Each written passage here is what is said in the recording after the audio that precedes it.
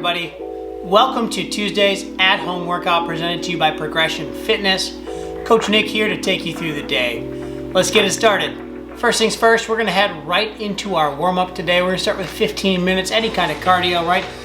For most of us seeing this at home, that means get outside, go for a walk, or a walk jog, or power walk, or if you can't make it to the gym today, or the class you want to sign up for is full, get on outside for a walk. That's one of the best things you can do for yourself every single day.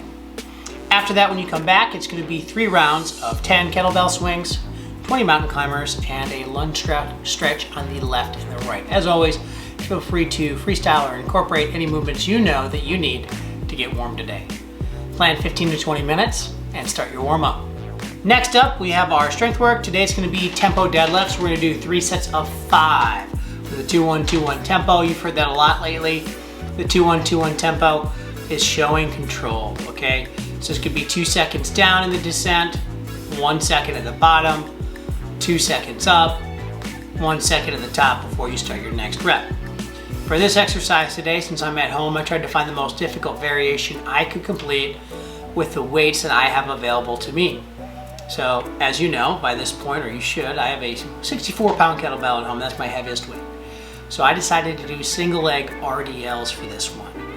And it was spicy. Take your time, try to incorporate the tempo, but also know if the weight's too heavy for you to do a single leg RDL.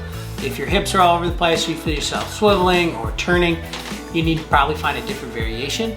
Later, I demo a sumo deadlift for the WOD, which we'll talk about in a minute. That could be a really great variation for you today if you're limited by weights at home.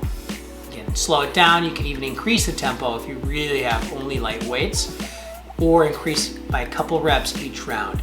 2 to 3 reps each round, if you're gonna go that route, would be more than plenty, and you'll get really high rep fast. Go ahead, plan about 12 minutes at least for your strength portion. Remember, 3 sets of 5 won't take you 12 minutes, but doing 3 warm-ups before your 3 sets of 5, building in weight or building in difficulty of variation will definitely be challenging and take up 12 minutes. Plan about 2 minutes a set and get it started. Now it's time for our workout of the day. Today we have 3 sets of the following. I'm going to read it off as it's programmed online for SugarWOD for if you were at the gym today, and then I'm going to go back and talk about all the different substitutes you possibly could incorporate or what I would do. So it's 3 sets of a 500-meter row, 24 sit-ups, and 15 deadlifts. Then you're going to rest 1 minute and do your second set, rest a minute, and then do your third set. So let's start back at the 500-meter row. Today, in place of that, I would go for a run or a jog, and I would think, what is your 500-meter time in the gym, right? Most of us, a pretty normal time is probably around 2 minutes, give or take a few seconds, right? So keep that in thinking about that. That's about the running distance I would pick today in place of your row. I would base it off time for the best workout. Now, if you know a 500-meter route or you live close to a running track, that's 400 meters, that could be an easy route as well. You have options. So for time, just for the sake of the example, let's go with the time one. So if I think my 500-meter row usually is around 2 minutes, again, I'm gonna run out to a target that takes me about a minute to run to, and then run back to where I'm exercising. Sit-ups, pretty straightforward. I use my couch, I stick my feet under it. I just like that. I don't have an ab mat at home, otherwise I slide all over the place. And that one's just kind of fun. It reminds me of how I used to train like before I even know what training was. And then 15 deadlifts. This is where I talked about the strength portion earlier. I do a sumo deadlift here. So your stance is 1.5 times your normal stance. So you have your jumping stance, your squatting stance about shoulder width or just out, and then you're gonna go 1.5 times more to that sumo stance. Your toes are gonna point out a lot, and your knees need to track that way as well. You know you're in the right position if you feel your lower back, your butt, and the back of your legs, your hamstrings all engaged. And you're also gonna feel this kind of in your inner thigh as well if you're pushing and driving your knees out gently. Not extreme, but gently. Just so, again, everything is engaged in that posterior chain and that hip area.